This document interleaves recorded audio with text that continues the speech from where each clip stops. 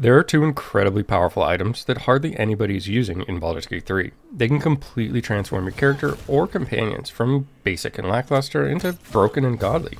Furthermore, both items can be farmed, with the first one starting in Act 1. That's right, you can basically get as many of them as you would like because they're craftable through Alchemy. You know, that tab you've been neglecting.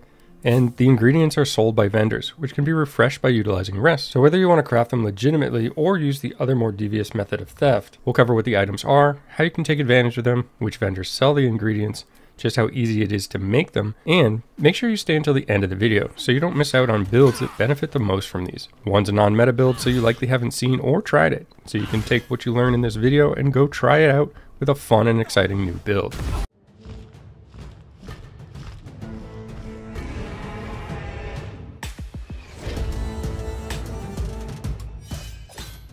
Crafting these elixirs is simple, gross, and early, because in Act 1 you can start farming materials or fingers for the first item, Elixir of Hill Giant Strength.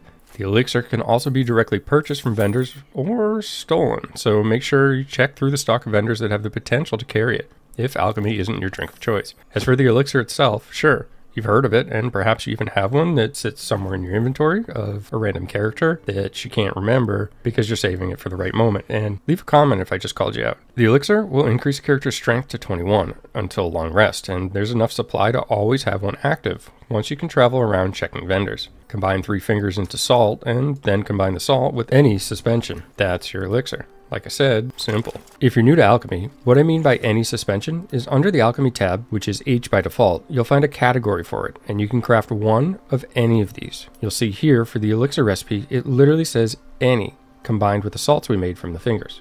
The best suggestion here is to use them on a character with low strength, giving you more benefit overall, and we'll talk more about that at the end of the video when we cover the builds that excel with these. The very first vendor you'll find that has the potential to carry the elixir or finger reagents is extremely early in the game, Auntie Ethel at the Druid Grove.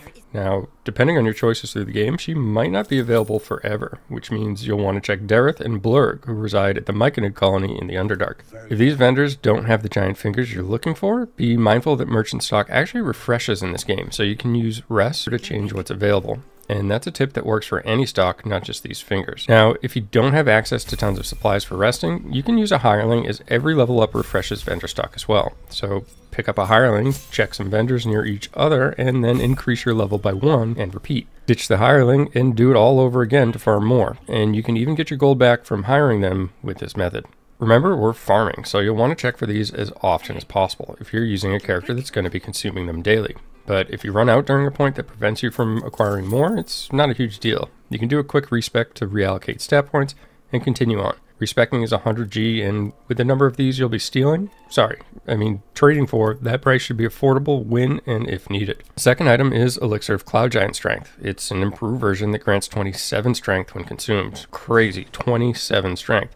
This is made the exact same way as the previous version, just requiring Cloud Giant fingers, which are rare. Some potential sources include Popper at the Circus in Rivington, Danthalon at the Dancing Axe in Worm's Crossing, Dareth once back at the shop in Act 3, Oliver Tafoco from Beehive General Goods, and Blurg at the Society of Brilliance, again once back in the city. And pending some of the other choices you've made in game so far. So which builds benefit from this? Well, basically anything that relies on strength, like the War Domain Cleric. Probably not the build you had in mind when I mentioned it at the start of the video. And this reaches all new potential by dumping your strength to 8 at the character creation, allowing you to boost things like dexterity that solved the previous issue of incredibly poor initiative that they had.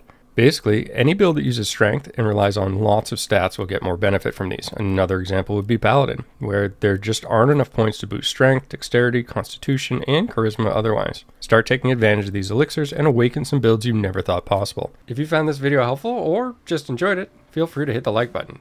Leave a comment if you're one of the thousands of players that have elixirs spilling out of their inventory.